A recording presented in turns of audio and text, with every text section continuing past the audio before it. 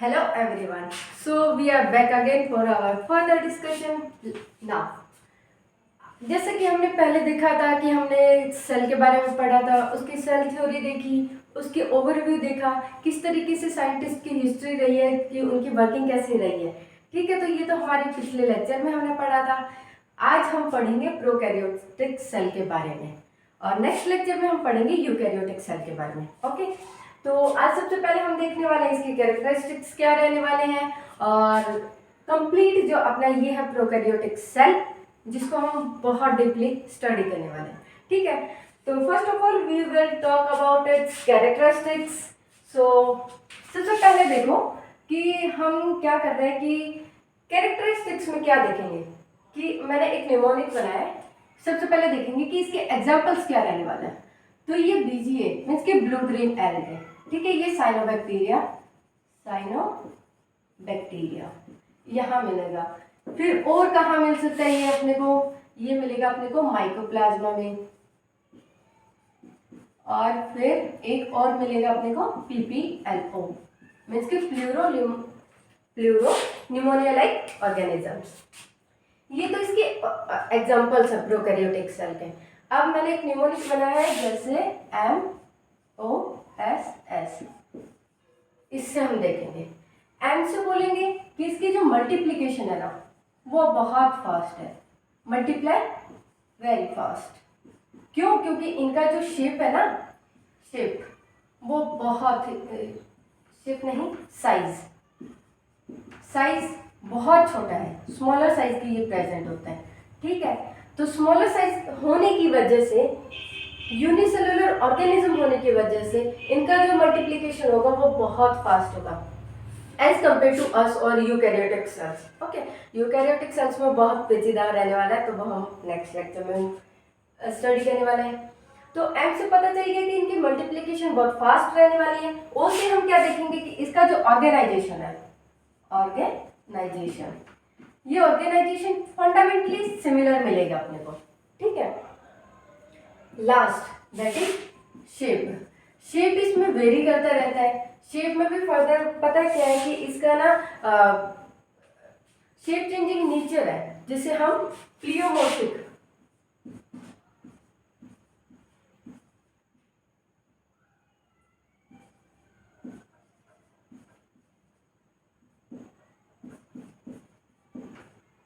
Pleomorphic कहते हैं उसे।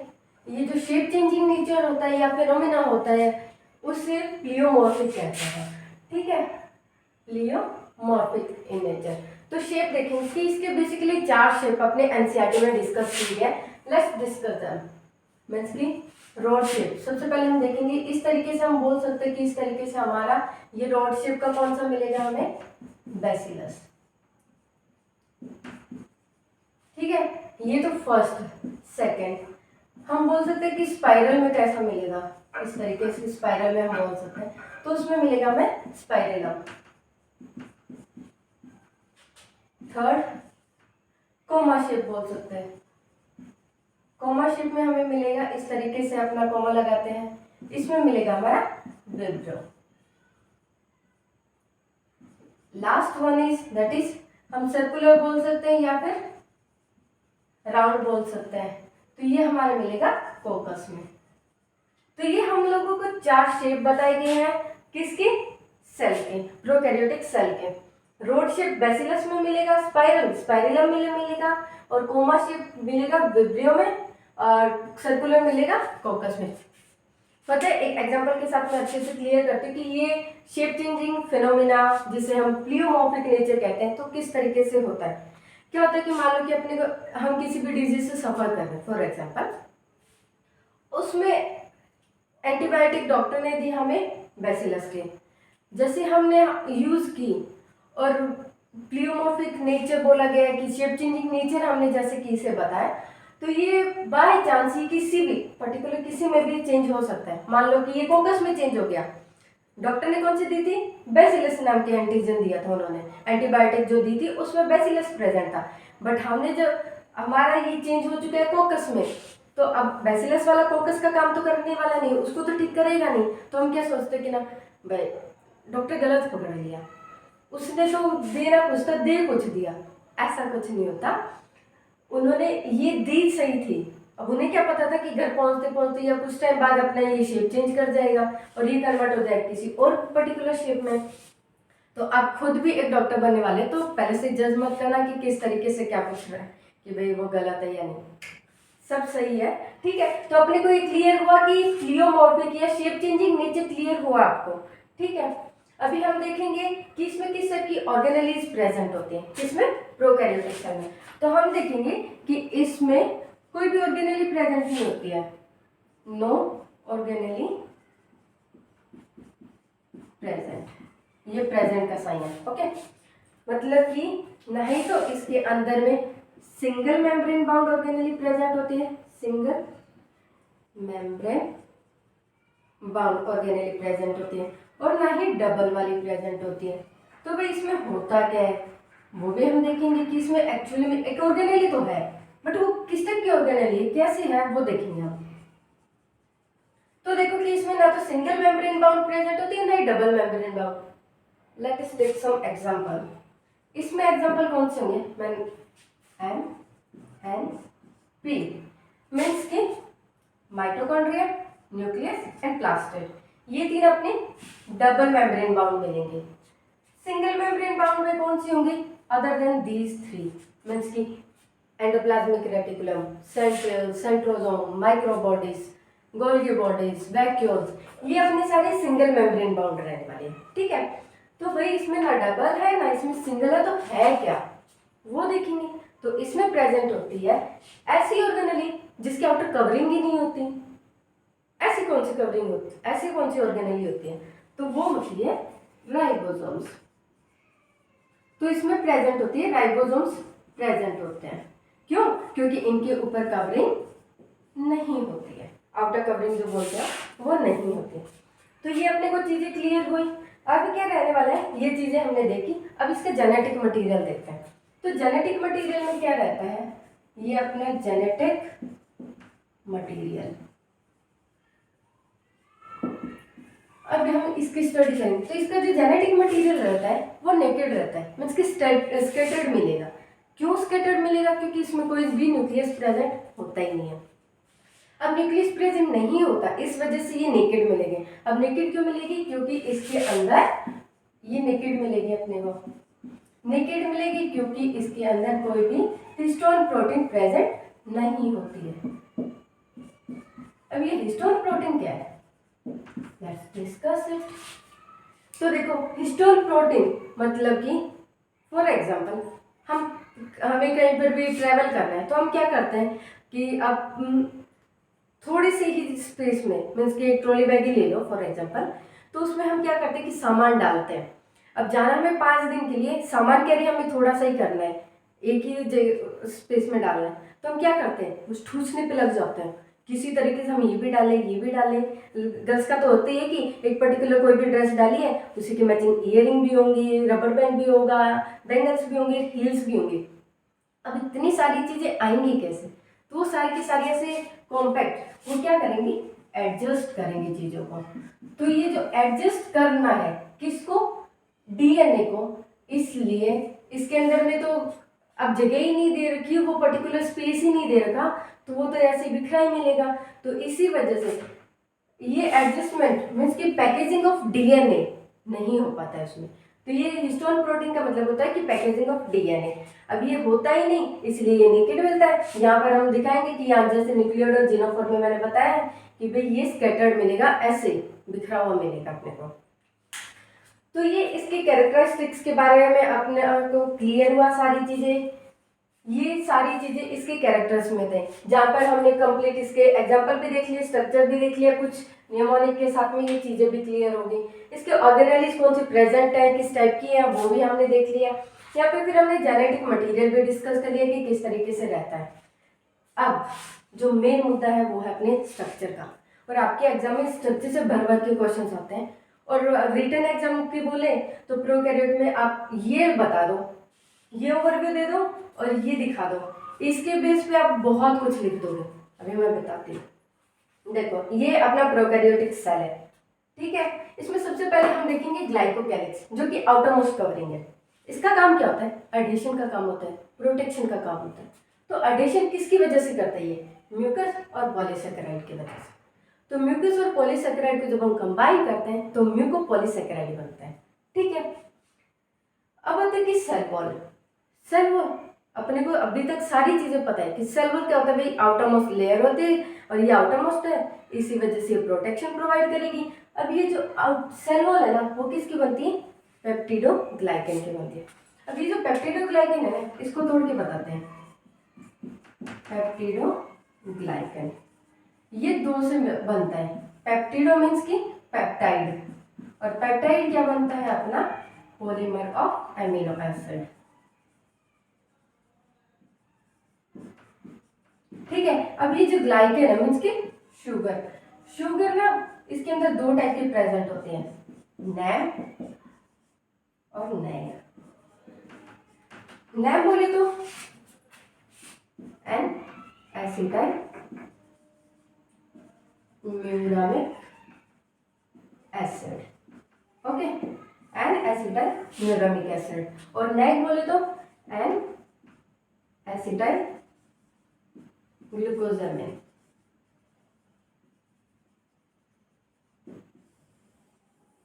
ठीक है, तो अपने को सेल वॉल भी क्लियर हो गई। फिर आता है अपना plasma membrane. Plasma membrane means just outer to cytoplasm but inner to cell wall. इसमें ना एक एक्सटेंशन दे रखी है, आप ये नोटिस करो, ये वाली थर्ड लेयर को, ये कंप्लीट नहीं है। जैसे कि आउटर दो लेयर है, आउटर टू लेयर्स मीन्स की glycocalyx and cell wall they are completely but जो प्लाज्मा मेम्ब्रेन है वो थोड़ा सा अंदर की साइड में इंडल्ज हो रखी है। ये जो इंडल्ज या फिर एक्सटेंशन है उसे हम मीसोसोम्स कहते हैं। ठीक है, तो अब मीसोसोम्स का काम क्या होता है? ये जो मीसोसोम्स है ना, सारा काम इसका रहता है, पता है किस तरीके से? सेल वॉल की फॉर्मेशन करवा लो, या सरफेस एरिया को इंक्रीज करवा लो, रिप्रोडक्शन, रेप्लिकेशन, कुछ भी, ये मीसोसोम्स का काम रहता है। तो मीसोसोम्स जो होता है ना, वो अब दिखाता है।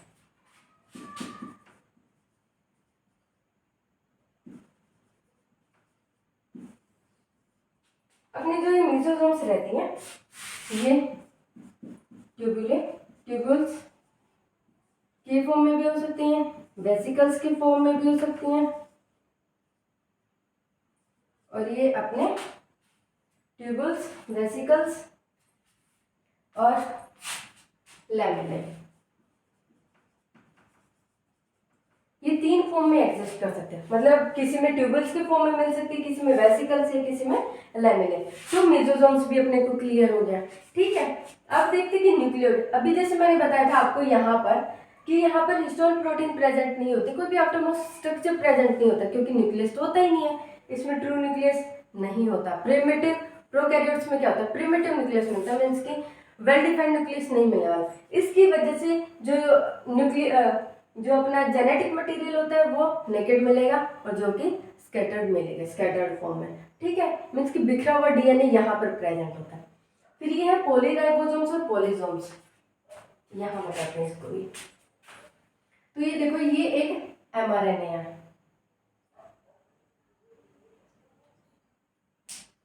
ये एमआरएनए है।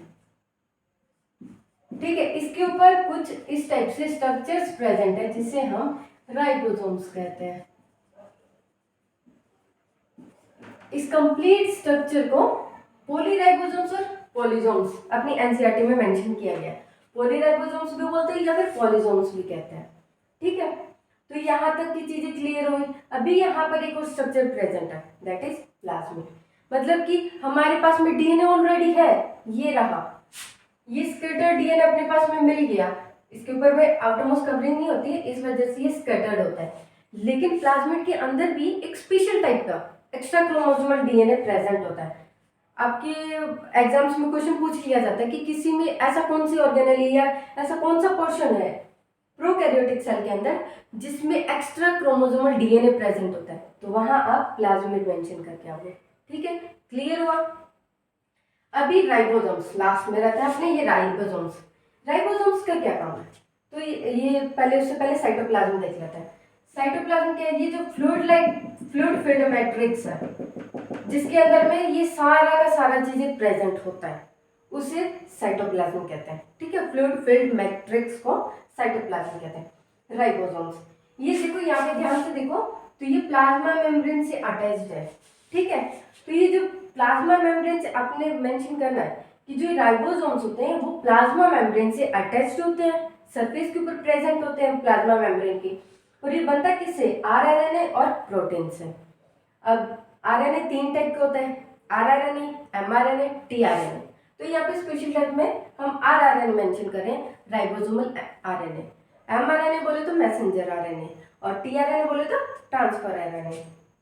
ठीक है, तो जो ये राइबोसोम्स हैं ये प्रोटीन फैक्ट्री होते हैं, मीन्स कि जो प्रोटीन का सिंथेसिस होता है वो राइबोसोम्स करते हैं। ठीक है, तो राइबोसोम्स का काम क्या रहता है? अभी राइबोसोम्स अपने 2 टाइप के मिलते हैं, 70S 80S।